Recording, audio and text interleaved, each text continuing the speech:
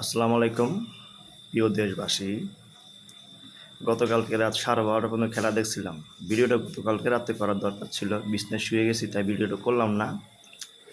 আমাদের বাংলাদেশ টিম, মায়ের দোয়া বাংলাদেশ টিম, ক্রিকেট টিম, অধিনায়ক হলো নাজমুল হোসেন পাপন, সহ অধিনায়ক হলো আশরাফুল লিপু। পুরোটা নাম বলতে পারলাম না, মোট আমি চিনিও না, ওর নাম জানবো কীভাবে।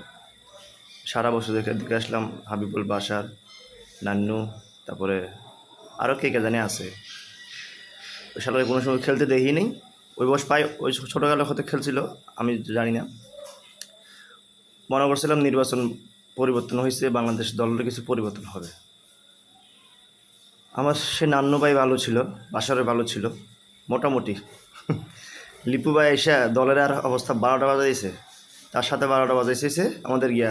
হাতুড়ি তো সবসময় দেশকে আমাদের দেশকে ডুবাই দেয়, হাতুড়ি আর সাকিবুল হাসান। অন্তত সাকিব তো ক্যাপ্টেন নাই, ওর নাম আর বলতে পারবো না, কারণ সে তখন সাধারণ একটু খেলোয়াড়। আর তার একটা নাম আছে, সে হয়েছে এমপি, দেশের সম্পদ লুটটা হওয়ার লাগে এখন সে এমপি হয়েছে।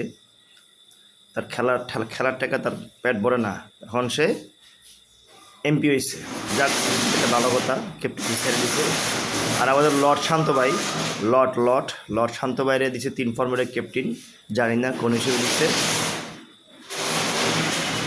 যখনই শালার ভিডিও বানায় তখন আশেপাশে মনে করেন শব্দ বাইরে জায়গা, মাথাটা গরমে জায়গা।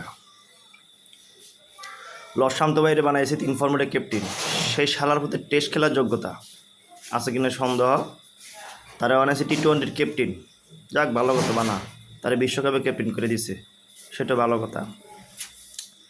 এই যে তারা আমেরিকাতে একটা সিরিজ রাখলো যুক্তরাষ্ট্রের সাথে, মানে বিশ্বকাপ মানিয়ে নেওয়ার একটা মিশন, কীভাবে মানাচ্ছে? 16 কোটি মানুষের মন নিয়ে খেলতেছে, আবেগ নিয়ে খেলতেছে, ইমোশন নিয়ে খেলতেছে। আজকে দেখেন, প্রথমটা মনে করছিলাম হারছে, একটা অ্যাক্সিডেন্ট, ভালো কথা। গতকালকের ম্যাচটা কী করলো? 145 রান টার্গেট, সেটাও তারা পারলো না। তাহলে তাদেরকে বিশ্বকাপ দলে খেলানো কি উচিত? এখানে ভালো ভালো যারা খেলোয়াড় তাদেরকে না নিয়ে এগুলো কি খেলোয়াড় নিতে পারে? তারা আমার মনে হইতেছে এই যে নেপাল, নেদারল্যান্ডসের সাথে যে খেলাগুলো আছে, মনে হয় না একটাও জিতব। আমি মনে করি, আমার নিজের জ্ঞান থেকে মনে করি, আমি বাংলাদেশ টিমে 11 জন বীর পুরুষ না খেলেই 11 জন হিজড়া, বাংলাদেশের দেশের আনাচে কোনাচে হিজড়া খুঁজে বাংলাদেশ 11 জন হিজড়াকে ক্রিকেট টিমের সদস্য বানানো। ওদের গায়ে প্রচণ্ড শক্তি আছে, ওদের গায়ে অনেক রাগ আছে খেলার জন্য, ওদেরকে খেলানো দরকার। এইসব কাপুরের না খেলাইয়া বাংলাদেশের 11 জন হিজড়া খুঁজে নেন, আমাদের দেশের জন্য অনেক ভালো হবে। ওই হিজড়ারা খেলবে, ওদের এখানে অনেক শক্তি আছে, ওরা খেলতে পারবে।